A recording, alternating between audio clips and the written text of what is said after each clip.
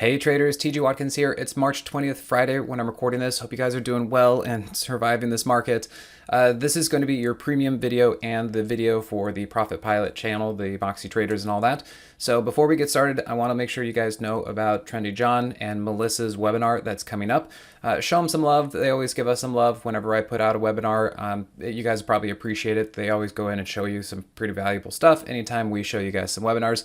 So the link will be in the description, but come on over here and give them a little bit of attention. I'm sure it'll be recorded as everything is recorded, so just make sure you sign up for the link and then you can check it out too. All right, guys, thanks. So let's dive into what is going on with this market and some of the things to talk about. Remember to hit that like and subscribe button. That way you guys can get notified more times that we're on. We know that crude oil, that's going to be a big deal. I do want to talk about that today because, it's been moving up, but it's kind of seems like it's slowing down. And whatever is going on with the geopolitical events over in Iran, we know at some point oil should come down because the big powers to be don't want oil to be up here. And from my understanding, Trump is kind of trying to say, like, look, other countries, you should be getting involved because this isn't good for you either. Let's bring this down. So we should look for, at some point, a short on crude oil and all of that because we want it to come down. Okay, trying to figure out the top, kind of dancing around it right now, but we'll talk about that. The other reason that maybe the market started coming down is because more conversation about boots on the ground. Okay, now one concept to think about, historically, sometimes that the market can actually bottom or turn around once the unknown is known. So a lot of like the buy the rumor, sell the news type situation, the anticipation of the war or anticipation of a conflict or anticipation of boots on the ground can actually be more troublesome to the market than when it actually happens. So if the market does actually go up, if we actually land boots on the ground, just don't be surprised to kind of think about that concept if that actually happens. So I'm just kind of prepping you guys for that. But yeah, that's why the market's getting a little bit nervous. It's also probably because the market's been coming down anyway, and we've already got this ball rolling. And so, hey, you know what? We might as well really stick it in there, and bears are going to feast. And you know what? The ball is going to roll fastest at the bottom. And so that's probably why we need to do this, and that's probably why we need to be looking for a flush out. We know that's typically how the market bottoms, is with a capitulation, with a flush out. And we're looking for something like that. Is today that? I don't entirely know yet, but it does feel like we're getting closer to that. One of the things that I've been talking to the Moxie traders about is we know that the worse this gets, the sooner we actually get to everything changing. So we kind of want to see this happen. We know this is going to happen. And if it's happening right now, don't let it be too much of a surprise. But we know we need to, every day that this continues like this is one day closer to things finally being resolved. Okay, that's kind of the way I'm looking at it. So we'll talk about that. We'll look at the SPX. I want to show you guys an example through ARKK. We'll talk about breadth because we're getting kind of extreme, and then a couple areas in the market that we can discuss. Okay, so the SPX, we know that this thing has been coming down, okay, just as it has been. One of the things that I've been looking at, this is maybe where a little bit of a character change has come into the market, and we'll have to see if that actually does something. I mean, this market has been very tiresome. It's been going on for what feels like forever. I mean, look at this. We're just getting gray and bearded over here because of what's going on with the market. So maybe we can be just closer to finally getting something resolved, maybe a move up. We'll see if that happens. But what's been happening here is we've gotten, every time we come down to the 30 ATR, the market has bounced. So yesterday, I took that opportunity and I actually put on a put credit spread for today. We had a nice little bounce yesterday because Netanyahu came out and said, yeah, the war shouldn't last too long, and we're going to try and help keep the Strait of Hormuz open. So the market bounced. I thought, great, we're kind of looking at it. But nope, market sold off today. Again, probably jitters about boots on the ground comments and all that kind of stuff. Now, what I said about change of character might actually be happening here. You can see that pretty much any time that we got down to the 30 ATR was short-lived and we bounced. Well, look at what's happening here. We got to the 30 ATR and we really careened even lower. So again, kind of feeling like we're getting a little bit extreme to the short side on this particular time frame. And you can see we perfectly went to the daily third ATR. Now again, it's a Friday. I'm not saying that the low is in. We don't have enough information yet. But I would certainly be careful at this point about getting short or trying to look short.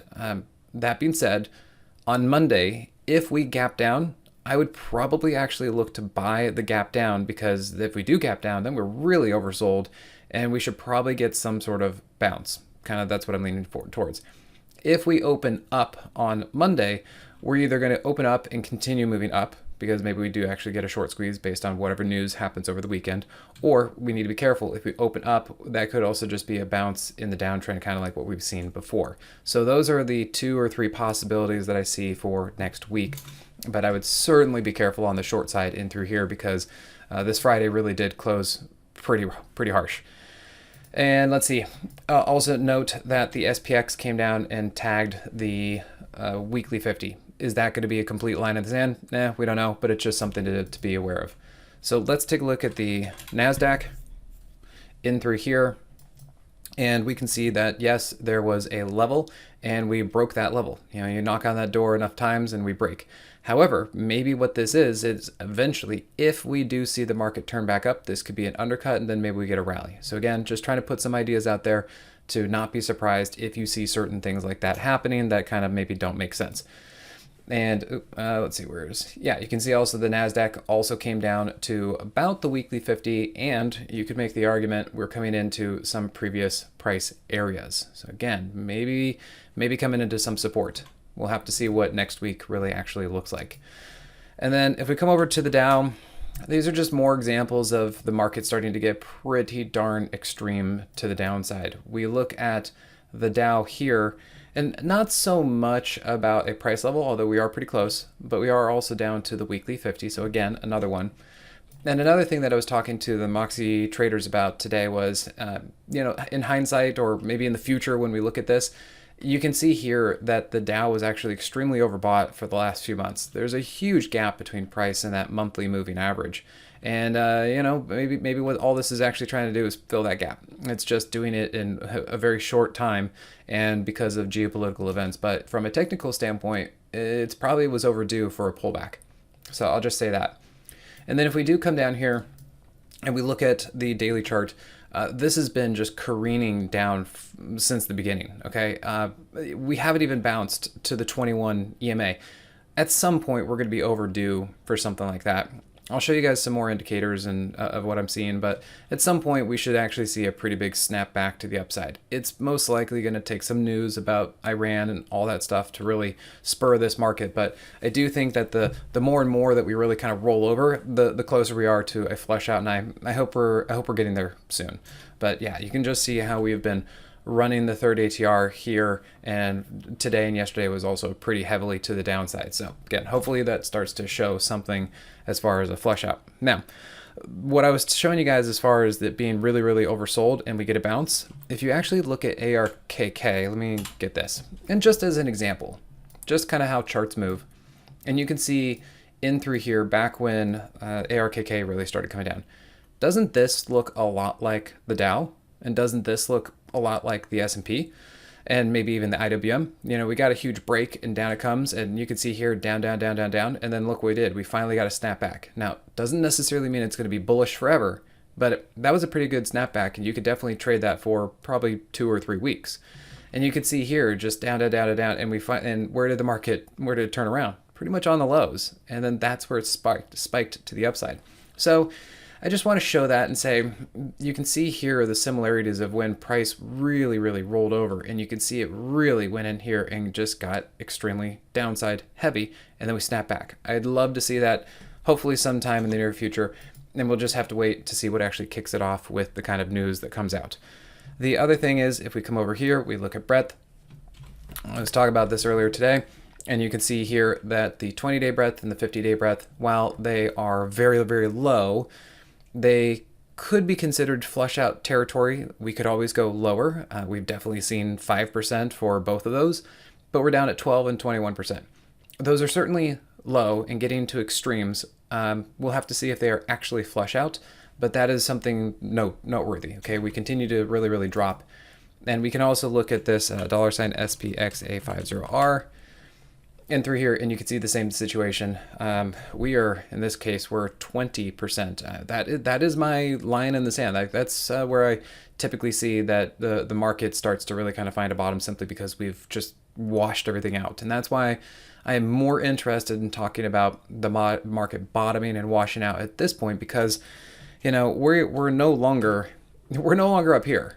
We're down here. And so the conversation has changed. If you're trying to short the market down here, that's like trying to go long the market up here. You're just kind of starting to become perhaps on the wrong side. And that's why, other than today, if you were still short going in today, hey, maybe take some profits, because that was a really good move on the downside today for you. Okay, then let's let those breath. Let's look at crypto.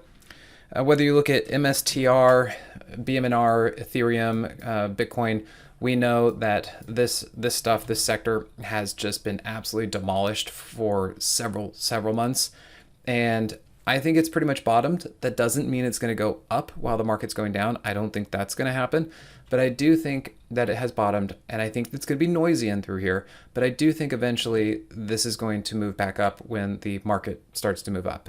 Whenever we get a bounce in the market, I'm sure this will be one of the first things that actually come along. That's my opinion. We'll see if I'm right, but for now, this is all pretty much noise. And even though it's kind of down today, it really didn't go down the way that the market did. So I think it's just noise, and I think it's bottoming and basing. So we'll see if I'm right about that whenever the market starts to go up. Okay, looking at precious metals. This was actually a really, really great trade for us in the Moxie room.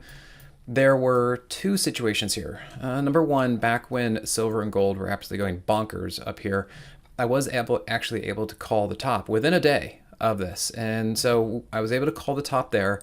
And then since then, I was looking for a short right around here on gold at the time. Didn't quite get it, got out break even, because you can see here they wanted to go a little bit higher. But I kept watching this because I just didn't believe that this was going to keep going higher. I thought this was probably a blow off top, and usually you get some aftershocks. And I felt like that was what the aftershock was.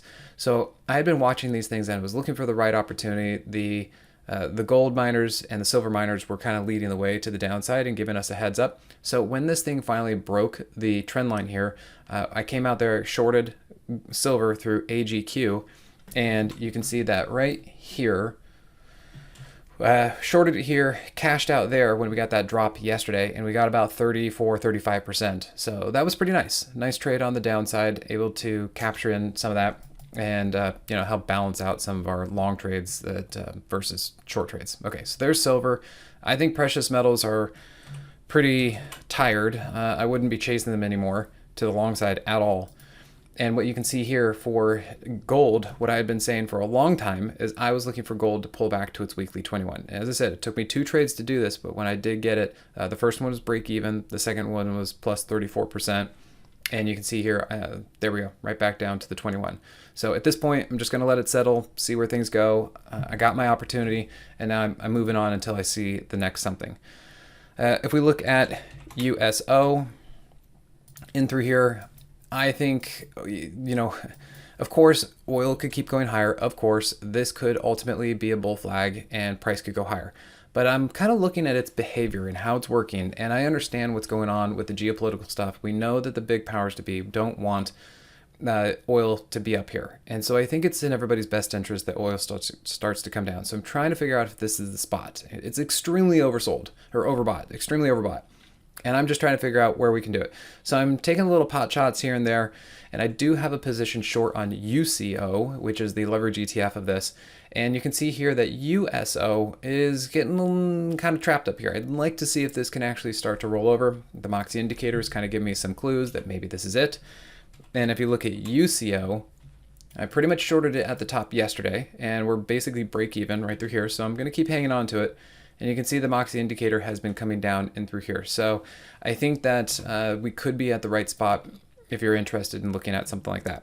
Now, if we talk about a couple individual tickers out there, I was making the joke today about Reddit. I was like, wow, Reddit is really eating its Wheaties. I mean, this thing, for what the market has been doing, this thing has been remarkably stable. So this is kind of the stuff that during these times, during the market downturns, since we know at some point the market's going to bounce back, you want to be building your shopping list. And you want to go out there and figure out either what do you want to buy that is oversold, what do you want to buy that is still strong, and what do you want to buy that kind of stopped moving down. And I'm looking at Reddit as time goes on. There are a few other names I'm still looking at too, but Reddit seems to really be putting in some strength. It's doing the workout. And not that I want to get into it right here, right now, because obviously the market's going down and this thing's not going to go up probably until the market goes. But this thing is certainly seems like it's in position that if the market does go up, it should go with it. And that's why I'm looking at this and saying it's not going down with the market, so maybe it goes up with the market. And so I would certainly keep an eye on that. Now, on the other side, you look at Roku. Roku might also be able to keep going down. In fact, this was brought to my attention today by one of the Moxie traders. And you can see here, it basically did a bounce up into the underside of the downtrending daily 50, and it's also getting rejected by the hourly time frame, and you're getting a Moxie price triggered to the downside. So if you were looking at something that could possibly go down further, this might be it. The only other thing to say about that is if the market really does snap back to the upside, these things might also go up. You know, people might not have the desire to keep shorting these things. So just be careful. If you do short this looks like a great short. But if the market changes and suddenly these things want to go the other direction, don't be surprised. Try to cut your losses. Dance with this market. Be nimble. If things change, be nimble and change with the market. Okay, then BKSY, we are in this one. And like I said, if you can be in stuff that is strong when the market is down, seems like a good category to be in. BKSY, we're in this. Nice little pullback into the trend line, looks pretty solid. Everything's looking great on this. But there are still quite a few names that are doing well in this market. It's a little bit challenging to find them, but you kind of look at what's happening with BKSY and it seems to not really care too much about the market. So this has been a nice shining area for us. Compare that to PL. This is another stock in that realm, kind of like space intelligence or just space related. PL had earnings today, obviously shot up, and initially today the vibes from PL earnings was actually making stuff like Rocket Lab, ASTS, RDW, Lunar actually move up quite a bit. So there was some initial vibes, but again, the weight and the heaviness of the market started to take those things down. And so that's why then we look at something like Rocket Lab. And while it gave up its morning gains, it's still not terrible. And that's where I'm looking at this and just saying, you know, we're kind of stuck between a rock and a hard place here. Is it going to get rejected by the daily 50 and does it continue to roll over? Sure, maybe.